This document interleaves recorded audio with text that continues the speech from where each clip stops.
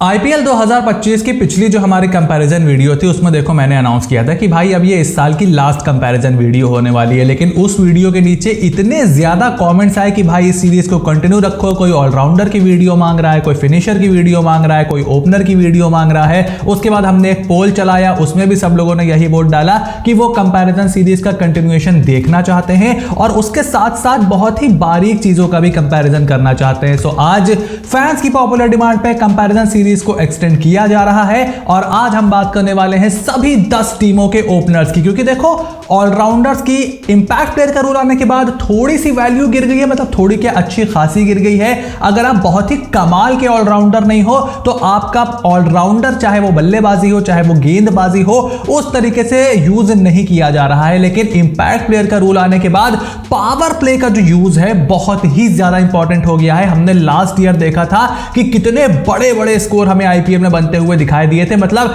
250-260 run भी safe नहीं था। तो आज सभी 10 टीमों के ओपनर्स की रैंकिंग यहां पर करने वाले हैं, लेकिन उससे पहले make sure you click on the subscribe button, press the bell notification, become part of the family, ताकि हमारे 100K का जो ड्रीम है वो फटाफट पूरा हो जाए ना विदाउट एनी फर्दर डिले। देखो नंबर 10 पर यहां पर मैंने जिस टीम को रखा है वो है पंजाब किंग्स एंड सिंपली उसके पीछे सीधा सीधा रीजन यही है कि भाई ओपनर्स हैं ही नहीं।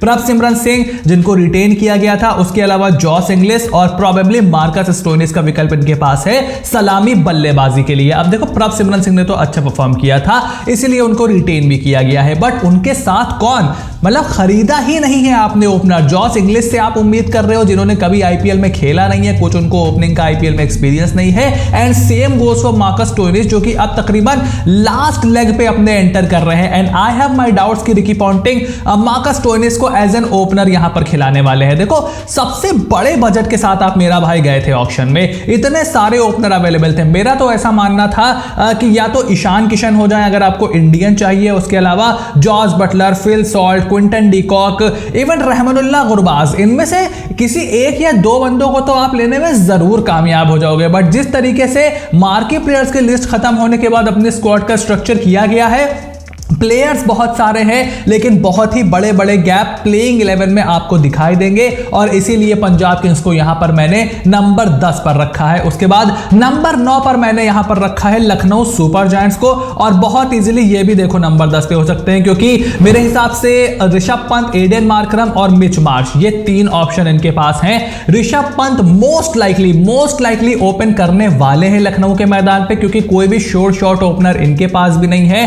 एक्सपीरियंस जरूर उनके पास है, मार्करम इंटरनेशनल क्रिकेट में ओपन कर चुके हैं, मिचेल मार्श अच्छा खासा ओपन कर चुके हैं टी20 क्रिकेट में, तो एक्सपीरियंस है। लेकिन लखनऊ की कंडीशंस में क्या एडन मार्करम और मिचेल मार्श आपके काम आएंगे? एक साउथ अफ्रीका से आ रहा है, एक तो पर्थ में पला बड़ा है और लखनऊ की कंडीशंस आपने देख करके रखी हुई है। उसके अलावा Rishabh Pant, as much as I want him to open, as much as he wants to open, उन्होंने कभी आईपीएल में ओपन किया नहीं है। लेफ्ट और राइट हैंड कॉम्बिनेशन होगा, इसलिए मैंने इनको पंजाब से ऊपर जरूर रखा है। बट जो इश्यूज पंजाब के साथ हैं सेम इश्यूज लखनऊ के साथ हैं। इनफैक्ट पंजाब में तो फिर भी आपको बल्लेबाजी के लिए अच्छी कंडीशंस मिलेंगी, लखनऊ में कैसी कंडीशन होगी ये देखना बहुत ही ज्यादा इंटरेस्टिंग होगा। उसके बाद नंबर 8 पर मैंने रखा है मुंबई इंडियंस को, और मुंबई इंडियंस इस बार रोहित शर्मा के साथ उनके पास रायन रिकल्टन का एक ऑप्शन है और उसके साथ साथ विल जैक्स का एक ऑप्शन भी उनके पास है।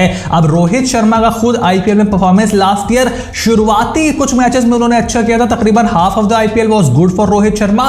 टी20 वर्ल्ड कप उनका बहुत अच्छा गया था, सो अगर उसको वो रेप्लिकेट करते हैं तो मुंबई के लिए बहुत अच्छा होगा और मुंबई को जरूरत भी है उसे रेप्लिकेट कराने की, क्योंकि उसके अलावा Ryan Rickelton, Will Jacks probably first time Mumbai में तो मतलब आ ही रहे हैं। लास्ट ईयर आरसीबी से उन्होंने जरूर कुछ अच्छी पारियां खेली थी, बट बहुत बड़ा मतलब पूरा टूर्नामेंट खेलने का एक्सपीरियंस उनके पास भी नहीं है। और अगर वो ओपन करते हैं तो फिर विकेट कीपिंग का इशू भी हो जाएगा। सो रायन रिकल्टन का भी एक ऑप्शन आपके पास है जो कि खुद एक यंगस्टर है, और वानखेड़े के मैदान पे दोनों कैसा करेंगे किसी का कुछ पता नहीं है। रोहित शर्मा जिस तरीके से अभी अपनी फॉर्म से जूझ रहे हैं उनका क्या होगा, उनकी फिटनेस का क्या होगा ये भी किसी को पता नहीं है। सो मिडिल ऑर्डर पर उससे बहुत ज्यादा जिम्मेदारी जरूर मुंबई इंडियंस की आएगी और इसीलिए मैंने इनको यहां पर नंबर 8 पर रखा है। और नंबर 7 पर मैंने यहां पर रखा है दिल्ली कैपिटल्स को। देखो डीसी के पास यहां पर जेफ फ्रेजर मैकगर्क हैं, उसके अलावा केएल राहुल को इन्होंने खरीदा है और फाफ डू प्लेसी का ऑप्शन भी इनके पास है। मे बी आप अभिषेक पोरल को भी इसमें डाल सकते हो अगर आप चौथे उनको एज एन ओपनर खिलाना चाहो, बट आई थिंक वो नंबर 3 पे थोड़ा ज्यादा सूटेड रहेंगे दिल्ली कैपिटल्स के लिए। बट देखो जेफ फ्रेजर मैकगर्क ने लास्ट ईयर तबाही काटी थी। उसके बाद इंटरनेशनल क्रिकेट थोड़ा सा हॉट एंड कोल्ड उनका रहा है, कुछ ऑब्वियस वीकनेस उनकी टेक्निक में है। इस बार टीम्स बेटर प्रिपेयर होकर के आएंगी। सेकंड सीजन हमेशा प्लेयर्स के लिए मुश्किल होता है।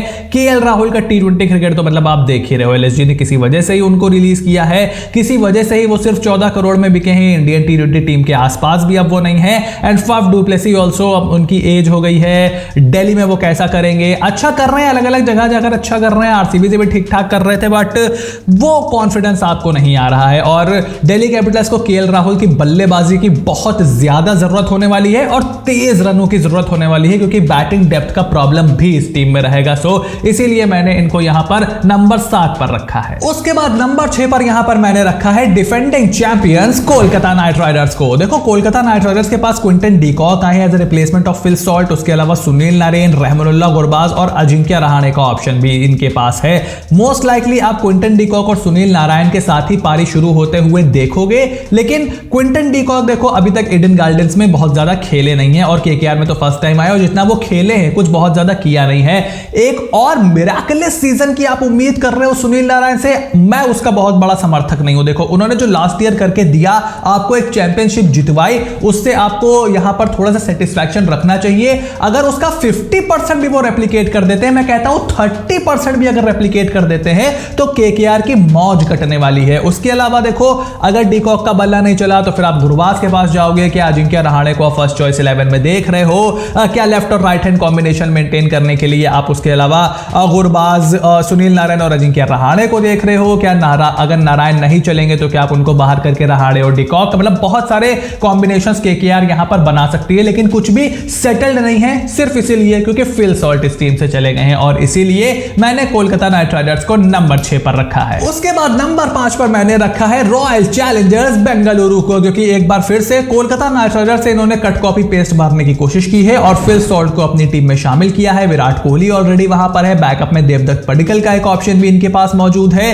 बट देखो विराट कोहली रन पिछले साल उन्होंने सबसे ज्यादा बनाए, ऑरेंज कैप उन्होंने अपने नाम करी, बट इंपैक्ट का एक बहुत बड़ा असर था। और उसके अलावा फिल सॉल्ट और विराट कोहली जैसे ही बल्लेबाजी करने आएंगे, आप देखोगे कि टीम एक लेफ्ट आर्म स्पिनर डालेगी। दोनों ही बंदों की ऑब्वियस वीकनेस है left arm spin. Phil Salt के सामने पिछले साल टीमें लेफ्ट आर्म स्पिनर डालने से इसलिए कतरा रही थी क्योंकि सामने वाले एंड पे सुनील नारायण रहते थे। अब वो लेफ्ट हैंडर हैं, बहुत तगड़े स्पिन हिटर हैं, तो उनके सामने टीमों की थोड़ी फटती थी लेफ्ट आर्म स्पिनर डालने में। बट यहां पर विराट कोहली और फिल सॉल्ट दोनों ही लेफ्ट आर्म स्पिन पर थोड़ा सा स्ट्रगल करेंगे। देखो टैलेंट बहुत ज्यादा है, एक्सपीरियंस भी ठीक ठाक है, एक्सप्लोसिवनेस बहुत है, बैटिंग कंडीशंस अच्छी रहेंगी, बट लेफ्ट हैंडर का ना होना थोड़ी सी समस्या आरसीबी के लिए जरूर है और इसीलिए मैंने इनको नंबर 5 पर रखा है। अब हम आ गए हैं हमारे टॉप 4 टीमों में और नंबर 4 ओपनिंग पेयर मेरे हिसाब से इस आईपीएल में होने वाला है गुजरात टाइटंस का। देखो गुजरात टाइटंस की पिछले साल भी ओपनिंग कॉम्बिनेशन ठीक ठाक था, लेकिन इस बार इन्होंने जॉस बटलर को अपने साथ जोड़ लिया है शुभमन गिल के साथ और बैकअप में अनुज रावत का एक विकेट कीपिंग ऑप्शन भी उनके पास है। बट अंटिल अनलेस आप जॉस बटलर को एकदम ही टीम से बाहर करने को नहीं देखोगे, आई डोंट थिंक कि अनुज रावत के खेलने का बहुत ज्यादा चांस बनेगा। और अगर आपको जॉस बटलर की जगह विकेट कीपर की जरूरत भी होगी तो ग्लेन फिलिप्स भी वो काम कर सकते हैं। सो ओवरऑल मुझे ये लगता है कि ये जो ओपनिंग पेयर है बहुत खतरनाक होने वाला है। देखो शुभमन गिल आपका पेस और स्पिन दोनों पे काम कर देंगे, जॉस बटलर आपके एक बहुत ही एक्सपीरियंस पेस हिटर है, थोड़े से स्टॉक्स उनके जरूर गिरे हैं आईपीएल में, I will give them that, but उसके अलावा यार देखो जिस तरीके का एक्सपीरियंस है और जो अपने खराब कंडीशन मतलब आउट ऑफ फॉर्म आकर के भी जिस तरीके से बल्लेबाजी कर सकता है वो बहुत ज्यादा कमाल है। और जॉस बटलर को मैं देखता हूं एज अ मॉडर्न टी20 एंकर। एंकरिंग से हम समझते हैं कि आप 105 110 के स्ट्राइक रेट पे शुरू करो और 135 140 पे खत्म करो। जॉस बटलर ऐसा नहीं करते, ही इज द मॉडर्न टी20 एंकर पर ऑफ द फर्स्ट क्लासिकल टी20 एंकर, क्योंकि वो शुरू करते हैं 125 130 135 पे और खत्म वो करते हैं 170 180 पे। इस तरीके से आप अपनी पारी को खींच सकते हो। 2022 का जो आईपीएल था पूरा सीजन तुम उठा करके देखो, 4 शतक उन्होंने लगाए थे, सेम पैटर्न को फॉलो किया था। शुभमन गिल के दूसरे एंड पे होने से स्पिन की समस्या भी उनको नहीं होगी। उसके अलावा नंबर 3 पर आप साई सुदर्शन को देख रहे हो, तो एक लेफ्ट हैंडर का बैकअप भी आपके पास मौजूद है। सो पूरी तरीके से स्टेज सेट है यहां पर जॉस बटलर और शुभमन गिल की जोड़ी के लिए आईपीएल में धमाल मचाने के लिए। और उसके बाद नंबर 3 पर मैंने यहां पर रखा है राजस्थान रॉयल्स को। देखो राजस्थान रॉयल्स के ओपनिंग कॉम्बिनेशन में इस बार बड़ा बदलाव है। जैसे हमने देखा कि जॉस बटलर साहब जो हैं वो तो गुजरात टाइटंस में चले गए हैं, तो यशस्वी जायसवाल और संजू सैमसन 99% पारी की शुरुआत करने वाले हैं, बिकॉज और कोई ओपनर आपके पास बचा ही नहीं है। सो संजू सैमसन हम सब देख रहे हैं, इंडियन टीम से जब से उनको सलामी बल्लेबाजी करने का मौका मिला है, he is breathing fire on everyone. पूरी तरीके से ड्रैगन बने हुए हैं वो। और उसके साथ Yashasvi Jaiswal, one of the biggest young superstar of world cricket, test cricket, टी20 क्रिकेट, इंटरनेशनल्स में पूरी तरीके से अपना जलवा वो दिखा चुके हैं। और आईपीएल में हम सब देख ही चुके हैं कि यशस्वी जायसवाल किस तरीके की काबिलियत रखते हैं। दोनों ही बंदे पेस को अच्छा खेलते हैं, दोनों ही बंदे स्पिन हिटिंग की काबिलियत रखते हैं, लेफ्ट और राइट हैंड कॉम्बिनेशन है, दोनों ही इंडियन है तो एक दूसरे को अच्छे से समझते भी हैं, लंबे समय से साथ में खेल भी रहे हैं, ऑल बॉक्सेस टिक्ड। और इसीलिए मैंने यहां पर राजस्थान रॉयल्स को नंबर 3 पर रखा है। उसके बाद नंबर 2 पर मैंने रखा है चेन्नई सुपर किंग्स को। और देखो चेन्नई सुपर किंग्स का जो ओपनिंग पेयर है, अगर वो पूरे फॉर्म और फिटनेस के साथ आता है, उनकी होम कंडीशंस को देखते हुए बहुत ही डेडली ओपनिंग पेयर है। कप्तान ऋतुराज गायकवाड़ और उसके साथ डेवॉन कॉनवे। बैकअप में आपके पास रचिन रविंद्र का भी ऑप्शन है। इन केस अगर जरूरत पड़ जाए तो राहुल त्रिपाठी भी ओपन कर सकते हैं। So all boxes are ticked for Chennai Super Kings. जहां तक मेरा सवाल है, देखो गायकवाड़ आपको राइट हैंड का एक विकल्प दे रहे हैं, डेवॉन कॉनवे, रचिन रविंद्र जिसको भी आप खिलाओ वो आपको एक spin left hander spin hitter का भी विकल्प दे रहे हैं। कॉनवे अगर खेलते हैं तो वो पेस को थोड़ा सा बेटर खेलते हैं रचिन रविंद्र से, और शुरुआत में वो प्रोटेक्ट भी कर सकते हैं ऋतुराज गायकवाड़ को। साथ में खेल चुके हैं सब लोग, तो एक दूसरे के साथ बहुत ही अच्छी इनकी समझ बूझ पार्टनरशिप बनी हुई है। उसके साथ साथ बहुत ही सक्सेसफुल पार्टनरशिप ये रही है डेवॉन कॉनवे और ऋतुराज गायकवाड़ की, खास करके चैंपियनशिप जिताने वाली पार्टनरशिप ये रही है। So all boxes are ticked, pace hitting, spin hitting, left hand, right hand, अपने घर की कंडीशंस में अच्छा करना, बाहर जाकर के अच्छा करना, और इसीलिए चेन्नई सुपर किंग्स को मैंने नंबर 2 पर रखा है। And number 1 opening pair of IPL 2025 belongs to Sunrisers Hyderabad. देखो पिछले साल 2 ही ओपनिंग जोड़ी थी, नारायण और फिल सॉल्ट की, ट्रेविस हेड और अभिषेक शर्मा की। अब एक जोड़ी तो उसमें से टूट गई, तो जो जोड़ी सबसे खतरनाक थी, जाहिर सी बात है उसी को हम नंबर 1 पे रखने वाले हैं। Travis head and Abhishek Sharma were absolutely phenomenal in the IPL 2024। और मिचेल स्टार्क के और वैभव अरोड़ा के कहर की वजह से क्वालिफायर्स में दोनों का बल्ला नहीं चला, और हम सबने देखा किस तरीके से धड़ाम करके एसआरएच की बल्लेबाजी गिरी थी। इस बार उनके पास ईशान किशन का भी एक ऑप्शन है, इनके इंजरी वगैरह का अगर इशू होता है, क्योंकि अगर ईशान किशन को वैसे तो आप नंबर 3 पर खिलाओगे, जरूरत पड़ती है तो आप उनको आसानी से ओपनिंग में प्रमोट कर सकते हो। सो यहां पर ओपनिंग में 2 लेफ्ट हैंडर जरूर है, ये एक थोड़ा सा डिसएडवांटेज हो सकता है, बट भाई जो सैंपल साइज हमने देखा घर में, बाहर, दिल्ली, हर जगह, मतलब जा करके जिस तरीके से आग का कहर ढाया था भैया इस ओपनिंग जोड़ी ने, pace hitting, spin hitting, seam bowling, swing bowling, back of length, slower ball, हर किसी के छक्के छुड़ा दिए थे। पावर प्ले में 100 रन ये दोनों ठोक रहे थे, और अभी भी अपनी अच्छे फॉर्म को कंटिन्यू उन्होंने रखा हुआ है जहां जहां भी ये क्रिकेट खेले हैं। So I have absolutely no doubt in mind कि एक बार फिर से ये जोड़ी बहुत ज्यादा खतरनाक होने वाली है, और इसीलिए हमने इनको नंबर 1 पे रखा है। सो आईपीएल 2025 के मेगा ऑक्शन से रिलेटेड ये थी सभी 10 टीमों के ओपनिंग पेयर की रैंकिंग। आप क्या एग्री करते हो मुझे कमेंट बॉक्स में लिख करके जरूर बताओ। चैनल को सब्सक्राइब करो, नोटिफिकेशन की घंटी बजाना बिल्कुल भी ना भूलना, ताकि ऐसी कोई भी वीडियो तुमसे बिल्कुल भी मिस ना हो। Stay tuned and I will see you soon in the next video.